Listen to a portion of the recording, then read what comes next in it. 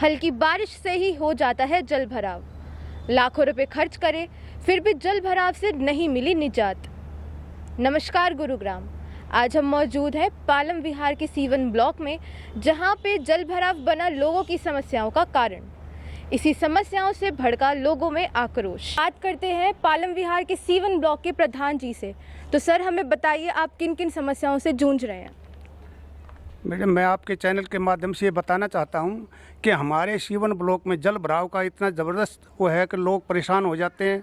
हमने एक वीडियो बना के भेजी है जो आपके समक्ष होगी, क्योंकि जिसमें हम खड़े और हमारे कमर तक पानी आया हुआ है। और हमारी जल भराव की समस्या कुछ तो ये है कि जनरल जो दूसरे ब्लॉक्स हैं उनका पानी भी हमारे ब्लॉक में आता है, तो उन्होंने अपने ब्लॉक के अंदर तो बांध बना लिए और वो सारा हमारी तरफ झुकाव है, उसके कारण सारा का सारा पानी हमारे ब्लॉक में आ जाता है। हम देख सकते हैं यहाँ पर बहुत सारे लोग एकत्रित हैं, उनसे जानते हैं वो किन किन समस्याओं से जूझ रहे हैं।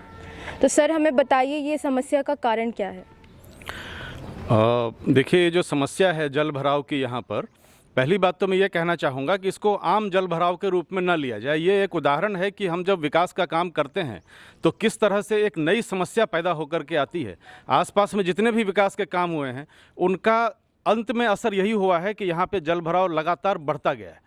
पहले जब यहाँ कुछ भी नहीं था तो आराम से पानी इसका स्लोप में निकल के, और ये आगे लो लाइंग लैंड था रेलवे का और उसके बाद का, उसमें पानी चला जाता था। बाद में ये दीवारें बनी, फिर उन्होंने रोड को ऊंचा कर दिया, फिर कॉलोनी की रोड को लगातार ऊंचा करते गए, रीकारपेटिंग के नाम पे 4-4, 5-5 इंच हर बार ऊंचा करते गए।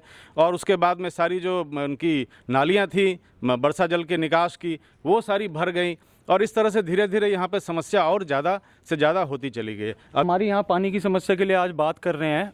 मेजर प्रॉब्लम वहीं से शुरू होती है और वो पानी जितना भी आता है मेन रोड से वो आके यहाँ इकट्ठा होता है, क्योंकि ये लो लाइन एरिया है और वहाँ पे तो पानी रुक जाता है, थोड़ी देर बाद निकल जाता है। बट यहाँ पे आके 14-14 घंटे 15-15 घंटे रहता है, जो कि पहले था समस्या कि 4-5 घंटे में निकल जाता था। बट अब तो और भी बुरा हाल है, क्योंकि प्रधान जी की बात से ही आगे बढ़ूंगा।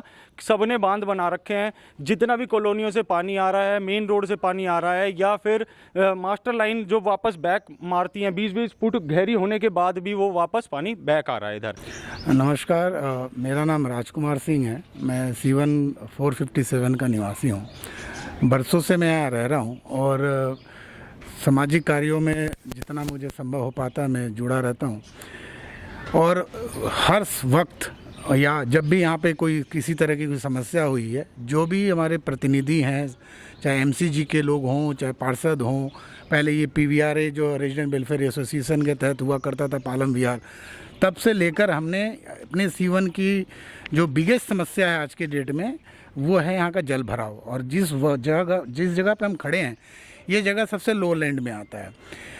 आज से कुछ वर्षों पहले धर्म कॉलोनी अशोक विहार जो हमारे बिल्कुल अपोजिट में है, वो यहाँ से अपर साइड में है और ये लो लैंड है। वहाँ का पानी भी यहाँ आके इकट्ठा आता है।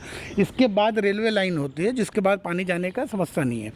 लेकिन किसी जनप्रतिनिधि ने आज तक बरसों से कहने के बाद, लिखित में आवेदन देने के बाद, निवेदन करने के बावजूद भी आज तक जनप्रतिनिधि ने इतना भी कष्ट नहीं उठाया कि यहाँ के आकर देखें कि यहाँ के लोग किस स्थिति में रहते हैं। अगर बाढ़ग्रस्त, अगर यहाँ पे गुड़गांव में अगर किसी बाढ़ पीड़ितों की सहायता के लिए केंद्र बनाया जाए तो यहाँ के लोगों को उसका मुआवजा के हकदार हैं।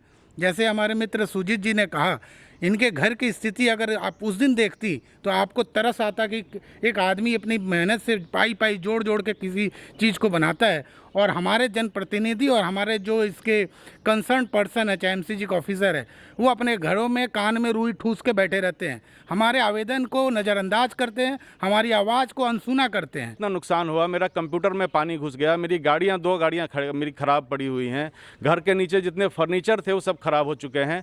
मेरा लिखने पढ़ने का काम है, सारे मेरे जो इंपॉर्टेंट डॉक्यूमेंट्स और किताबें थी मेरी, वो सारे के सारे भीग करके ख़राब हो चुके हैं। ये जो लाखों का लॉस है, अगर आप मैन्युटली असेस करेंगे तो लाखों का लॉस है मॉनेटरी टर्म्स में, apart from the emotional content and mental agony.